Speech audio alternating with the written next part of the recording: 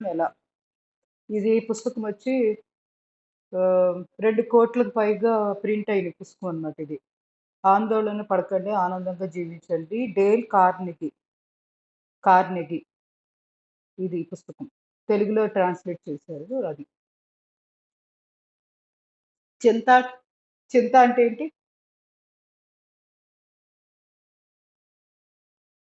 హ్మ్. చింత అంటే ఏంటి? చింత అంటే బాధ మేడం. బాధ. Very good. మంత్రాలకు చింతకాయలు రాలుతాయా? రాలం. హ్మ్. రాలుతాయి. ఈ రాలం మేడం. చింతకాయలే. చింతకాయలు అంటే ఇవి. అంటే మన మన మనసులో బాధలు ఉంటాయి కదా! ఆలోచనలు, వ్యర్థమైన ఆలోచనలు వల్ల వచ్చే ఒక చింత ఉంటది కదా! అవి రాలిపోతాయి. రాలడం అంటే అందుకే మంత్రాన్ని జపించమని చెప్తుంటారు కదా! మనకి పెద్దవాళ్ళు. సో, అట్లా. కాతే ఇది ఫారినర్ రాసిన పుస్తకం గదా! వాళ్ళకి మంత్రాలు అంటే వాళ్ళ రిలిజియన్‌లో అంత ఉండవు కదా! సో, వాళ్ళు అనుభవించింది వాళ్ళ ఎక్స్‌పీరియన్స్ కొన్ని చెప్తున్నారు. ఎట్లా అంటే ఆహ్, ఇప్పుడు వాళ్ళకి ఇప్పుడు అనుకోకుండా ఒక విషాదం చోటు చేసుకుంది ఒకాయనకి. ఆయన చెప్తున్నాడనమాట. వాళ్ళ వాళ్ళ బాబు చనిపోతాడు. తర్వాత మళ్ళీ ఒక 10 మంత్స్‌కి అదే మళ్ళీ బాబు పుడతాడు మళ్ళీ. పుడితే మళ్ళీ ఆ బాబు గూడా మళ్ళీ చనిపోతాడు 5 మంత్స్‌కి. సో, అప్పుడు వాళ్ళ బాధ ఎంత దారుణంగా ఉంటుంది కదా! అంటే ఇక వర్ణించలేనంత బాధగా ఉంటుంది. సో, అప్పుడేమైతుందంటే వాళ్ళకి ఇంకొక అదృష్టం కొద్దీ ఇంకొక పిల్లోడుంటాడు.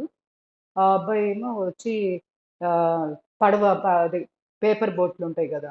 కాగితంతోటి పడవలు తయారు చేయమని. అవి అడుగుతుంటే నాకు రాదు, నేను చెయ్యను అది ఇది అంటే కూడా వినకుండా మారం చేస్తా ఉంటాడు పిల్లాడు. ఇంకా తప్పదు అన్నట్టుగా అతను ఆల్రెడీ ఇక ఎప్పుడైతే ఆ పిల్లాడు చనిపోయాడో డిప్రెషన్‌లోకి వెళ్ళిపోతాడు. పిచ్చోడిలాగా అయిపోతాడనమాట. అయితే ఆ రోజు మొదటిసారి పడవ చేద్దామని కూర్చుంటాడు పేపర్ బోట్. 3 గంటలు పట్టిద్దంట ఆయనకి తయారు చేయడానికి. ఆయనకి రాదు గదా! ఆయనకి రాదు అని చెప్తున్నా పిల్లోడు ఇనడంట. సరేలే గదా! అని ఎలాగోలా ప్రయత్నం చేద్దామని చెప్పేసి బాగా కష్టపడి 3 గంటలకి ఒక పడవ తయారు చేస్తాడు. చిన్నది. ఏది అలాగా మనకి వరదలో నీళ్లు వెళ్తున్నప్పుడు పడవలు వదులుతాం గదా! అది. ఆ చిన్నది తయారు చేయడానికి ఆయనకి 3 గంటలు పట్టింది. తర్వాతంట పడవ తయారు చేయడం ఏమో గాని ఆయనకి అంటే ఒక 1 ఇయర్, 2 ఇయర్స్ ఫుల్ డిప్రెషన్‌లోకి వెళ్ళిపోయాడు. ఇంకా ఆయన ఏమి అసలు ఆలోచనల నుంచి బయటికి రాలేకపోతున్నాడు. ఆ బాబు చనిపోయిన దాని గురించి.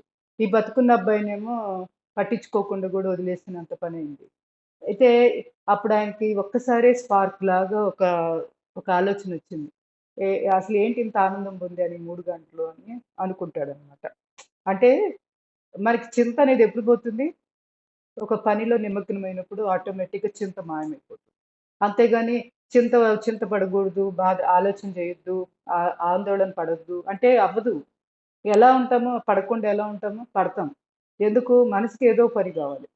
మనసుకు పని లేకపోతే అదేం చేస్తుంది? అనవసరమైన వ్యర్థ ఆలోచనలు చేస్తా ఉంటది. వాటిని వీళ్ళైతే పిల్ల దెయ్యాలు అని చెప్పారిక్కడ. అంటే ఈ ట్రాన్స్‌లేషన్‌లో. సో, పిల్ల దెయ్యాల్లాగా ఈ చింతలనేవి ఎప్పుడూ కూడా ఇబ్బంది పెడుతూ ఉంటాయి మనసుని. అందుకని మనం చింతలు చింతించే అంత ఆలోచన లేకుండా అంటే అంత టైం కూడా ఇవ్వకుండా ఏం చేయాలి? పనిలో బాగా నిమగ్నం అవ్వాలి. ఎప్పుడైతే పనిలో నిమగ్నం అవుతామో అది అన్నిట్లో కల్లా చాలా శక్తివంతమైన మందనమాట. సో, అందుకే మనకి పెద్దవాళ్ళేమో చక్కగా మంత్రం ఒకటి జపించమని ఓం నమ శివాయ, ఓం నమో భగవతే వాసుదేవాయ అట్లా లేతే ఓం అనుకోమని చెప్తారు కదా! సో, మంత్రం జపించినా కూడా అంతే ఫలితం ఉంటది. మంత్ర యోగం అయిపోతుంది. సో, అందుకే మనకి చెప్పేవాడు గదా! మంత్రాలకు చింతకాయలు రాలుతాయా అంటారు. రాలుతాయి. ఇలా రాలుతాయన్నమాట. చింతకాయలంటే ఆ చింతకాయలు నిజమైన అవి మనం అనుకునే చింతకాయలు కాదు. ఈ చింతకాయలు. సో, ఇది. సో, ఇప్పుడు ఓవరాల్‌గా తెలుసుకుందేంటి? ఎప్పుడైతే ఫుల్లు బిజీగా మనము ఉంటామో, ఆటోమేటిక్‌గా పని డిప్రెషన్‌కి, ఆందోళనకి, ఆతృతకి, ఒక దిగులుకి వీటి అన్నిటికి మంచి మందనమాట. దాన్ని మించిన మందు లేదు అని కనుక్కున్నాడు ఇతను. అంటే ఈ పుస్తకంలో చెప్పిన ఆయన. అంటే ఇక్కడ వాళ్ళు కనుక్కుంది ఇది. కానీ మన వాళ్ళు ఎప్పుడో చెప్పారు భగవద్గీతలో కదా! అంటే ద్వంద్వాలకు అతీతంగా ఉండమన్నారు. కాదు వాటికి నివారణ కూడా చక్కగా మంత్ర జపము, మంత్రాలు జపించమని చెప్పి ఇచ్చారు. ఇట్లా మనం ముందుకెళ్ళిపోవచ్చు. సో, ఓవరాల్‌గా కొంచెం చిన్న పాయింట్ ఇంతవరకు సరిపోతుందిలే. రేపు ఇంకోసారి ఇంకొకటి మాట్లాడుకుందాం. ఇంకొకటి మనకి ఈ చింత ఎక్కువయ్యే కొద్దీ ఏం జరుగుతదంటే రోజు అలానే చింత దాన్ని దూరం చేసుకోకుండా అదే అలవాటుగా మనసు ఆలోచనలు చేస్తూ ఉంటే నరాల బలహీనత గూడా వస్తుంది. సో, నెర్వస్ వీక్‌నెస్ వస్తుంది.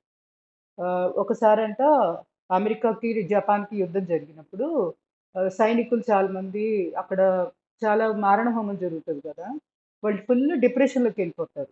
ఈ అమెరికన్స్ సోల్జర్స్. బతికున్న వాళ్ళు చచ్చిపోయినోళ్ళే హ్యాపీగా ఉండుంటారు. వీళ్ళు జీవోత్సవాల్లాగా అయిపోయారనమాట. బతికుండి గూడా ఆ ట్రామా నుంచి బయట పడలేక వాళ్ళు మానసిక రోగులయిపోయారనమాట. అంటే పిచ్చోళ్ళలాగా అయిపోయారు. బతికున్న జీవోత్సవాల్లాగా అయిపోతే డాక్టరు వాళ్ళకిచ్చిన అడ్వైస్ ఏంటంటే, సోల్జర్స్‌ని అంటే పైన ఆఫీసర్‌లకి ఇచ్చిన సలహా ఏంటంటే, వీళ్ళకి బుర్ర కొంచెం గూడా ఆలోచన లేనంత పని అప్పజెప్పండని జెప్పారు. ప్రకృతితోటి దగ్గరగా ఉండే విధంగా వాళ్ళని నేచర్‌లో పని చేయించండి అని జెప్పారు.